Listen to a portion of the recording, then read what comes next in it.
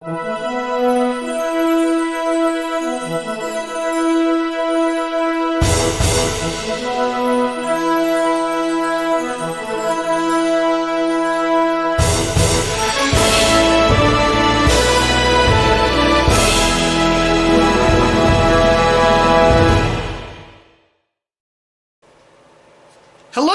and welcome to another exciting edition of Hidden in the Universal Vault. I'm Ron, your host, and I'm welcoming you to my review of Land Before Time 7, The Stone Cold of Fire. I had to look a minute to see what that said, the title on the bottom was. So this is the 7th Land Before Time movie released in 2000, and in this installment, I'll read the plot very soon, but this installment is interesting because out of all the Land Before Time movies, this is the one, and another one I have, are the two of most interest. Now, the last movie I reviewed a couple weeks was a movie called Land Before Time, The Mysterious Island, and that marked the return of Chomper, and that movie was not that good. It was mediocre. This right here, I'm going to tell you right now, this was a ton of fun. This was a blast. I had a good time with this installment. So what makes this installment interesting is, in this installment we have Michael York in the cast. And yes, he plays Petrie's uncle. I forget. Let's talk about the movie right now. So here's what it says. Let's read the plot. Littlefoot has witnessed an amazing sight, a stone cold of fire, that fell through the night sky and landed somewhere in the Smoky Mountain. But Littlefoot is the only one in the Great Valley who saw the stone, and he can't find anyone who believes in him. Petrie's long lost uncle, Patra,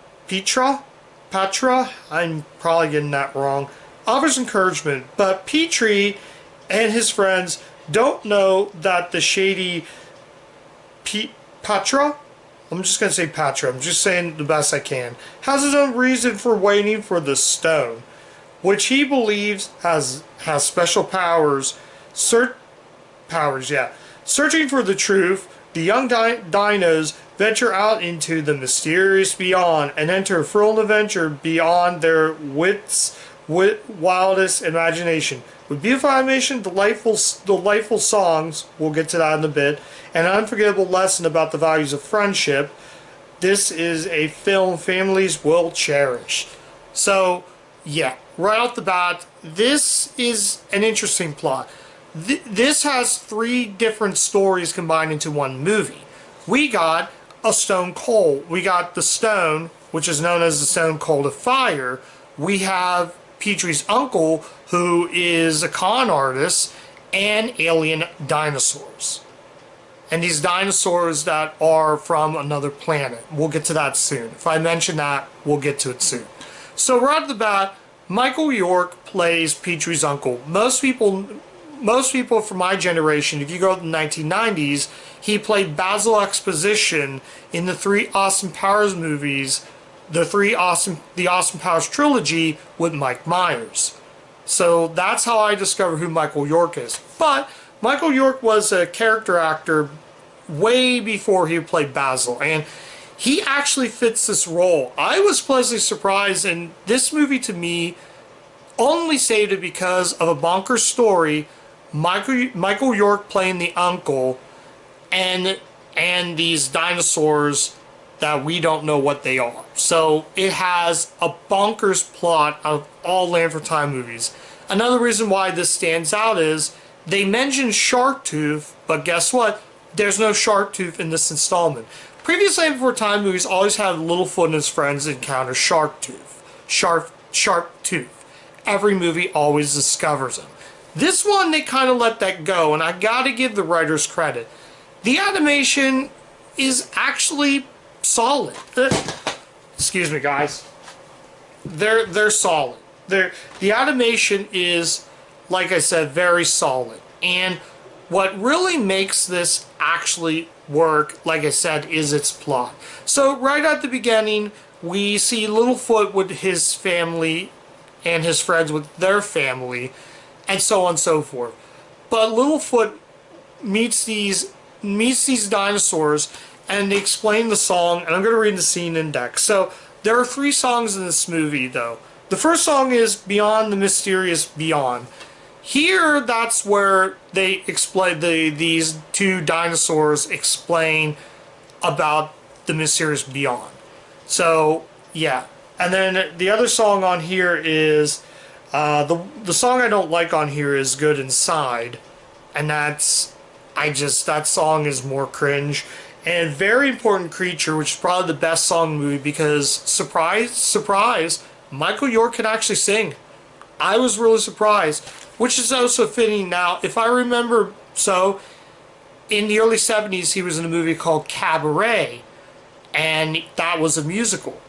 I never watched Cabaret, so I couldn't really tell you, but he was in that movie way back in the early 70s. So, yeah. So, again, now we enter characters, and then, like I said, the uncle, we don't know if he's evil or not. So he's teams up with these other flyers, these 3 flyers, and these 2 are trouble. At first, we don't know.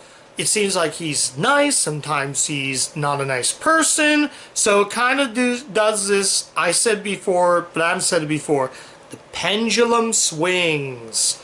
So basically now, Petrie's uncle basically grabs Ducky, and then Ducky's flying with the 2 other flyers, and she tries to escape, but after that song, the flyers do find him and grab her again. Then Petrie explains to his uncle, what are you doing? So he doesn't really mean to do that. He's trying to follow his conscience, but these 2 guys are stopping him from their conscience. So telling him that be a good person. And that's kind of where the message is. So, like I said off the bat, the adult dinosaurs, the parents are not keen with him at first, and then Littlefoot's grandfather explains the story of Petrie's uncle. I can't even pronounce his name. I'm sorry, guys. You'll probably say in the comments, this is so-and-so. Patry. Patry is the character's name. I'm just going to say however I want to say it. I'm just bad on names. So, it's a wild movie, and at the end of the movie, near the end of the movie, they do explain, but Littlefoot basically keeps that a secret. Now we see Littlefoot and his friends find a place where the stone cold, but the stone is actually cold. Turns out it's a volcanic rock. So, not trying to spoil everything, but you'll have to watch it for yourself because it is just wild. Most of the cast does return back. I believe Thomas Dekker is Littlefoot throughout the series, and he's pretty good. He's actually pretty good as the voice of VII. I think he's a good Littlefoot. He's definitely better than the actor played Littlefoot in Wisdom of Friends. That was played by the kid from the second Meet the Parents movie who played Littlefoot, and I didn't think he was that good. But Thomas Dekker surprised me the most. He's what I would picture. In the original movie was Gabriel Damon. Then Thomas Dekker played Littlefoot in the later movies. And I think he played them until Wisdom of Friends. I might be wrong. Jet Bennett is good as Petrie. Some people don't like Petrie, though, and I don't mind Petrie. I'm glad they give Petrie the lead, the main character in this series, instead of just being Littlefoot does an errand. Littlefoot just goes out and does his usual errands, always getting into trouble, getting lost, whatever, like every other movie. I'm glad they're giving the spotlight to him. Invasion Tinosaurus, Sarah was the main character in that movie. Here, glad they kind of give Petrie that chance to be the lead in this one. So, yeah, this is just a wild movie from start to finish. Oh, I'll mention right now, the 2 dinosaurs that they keep hidden, yeah, they're aliens. They're alien dinosaurs. That's what makes this weird and wacky, and just, like I said, you have a crazy uncle in this. You got a stone called the stone in Cold Fire, the stone of Cold Fire, whatever you want to say. You got that, and you also have alien dinosaurs. What really makes this just weird. And when I heard those three things, I knew I was going to have fun with this. And yeah, is this a perfect movie? No. The animation it said is fine, so that kind of bumps it down. But I will say this, right up there, Great Long Neck Migration, I think this is the second best of those sequels. I haven't seen The Search for Source Rock, which is going to be the last one. But my copy of the movie has some scratches, and I did play it on the player in the one bedroom, and it kept glitching through the trailers and all that, so I couldn't watch it anyway. So we'll save that for a later day.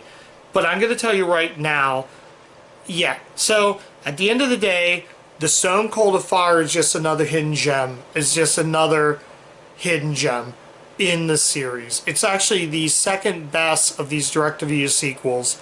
I was surprised, and Michael York's character and the performance by Michael York as the uncle really makes this work. I feel like he's one of those actors that not only did he play Basil Exposition, one of the funniest characters in that Austin Powers trilogy, but I think he's really good in this. I mean, all the other characters are good. I'm glad Petrie's got the spotlight, even though I don't think Petrie's that great of a character. I'm glad they gave him the spotlight to play the lead. And it does have the good message. The message at the very end is probably the best message. Well, it's not really the best message, but it's a good message. And I think a film I think kids are going to like a lot. So, yeah, this is just fun. I had a great time with the Stone Cold of Fire. It's a fun movie. When I get to my ranking list, I'll let you know more detail into that. So, yeah, I think this is a solid, fun entertainment. So, let's go ahead and rate it right now. I'm going to give The Land for Time 7, The Stone Cold of Fire, a 4 out of 5. If it didn't have those songs, it'd probably been a higher score. But despite that, one of the three songs is only why this is getting bumped higher. The animation, like I said, is fine. It's not groundbreaking, but for direct-to-video standards, this movie is pretty surprisingly good. I am going to recommend this. So if you want any of those direct-to-video sequels, Stone Cold of Fire is a good one to start. And if you want an even better direct-to-video sequel, just go watch Great Long Neck Migration. That one had better animation, it had a better story, it had a good message. This one is second best to that. And yeah, for a movie that came out in 2000, I was pleasantly shocked. It is Universal Cartoon Studios, though my DVD copy, if you do get on DVD, be forewarned, there's like a blue line. It's like when I watched the movie, it was in the full screen ratio, and the screen was almost like that. But for some reason, there's like a blue line, right? If you see where my hand's at, the blue line is right there. So at times, it's probably an older DVD. And this DVD came out in 2000. So, like I said again, it didn't bother me, but it can bother some.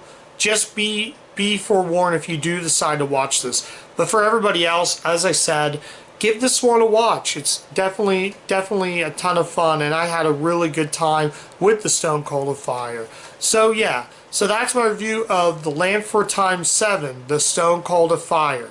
Thank you guys so much for watching. If you do like the content of the channel, like, comment, subscribe, click the bell, ring the bell to get all the video notifications so you don't miss a single video on my channel. I'm on Letterboxd, guys. You can check me out there as well. Tons of really good content on the channel. From Universal videos to Vlog City to collection updates and much more on the channel. So click the subscribe button and click the bell, ring the bell to get the video notifications. So yeah, check out Stone Cold of Fire. Really good, really good movie. Really fun movie. I had a blast with this. Like I said, it's not for everybody, but if you want to watch any of the direct-to-video sequels, definitely give this one a watch. So yeah, that's it, guys. And as always, keep watching those Universal movies.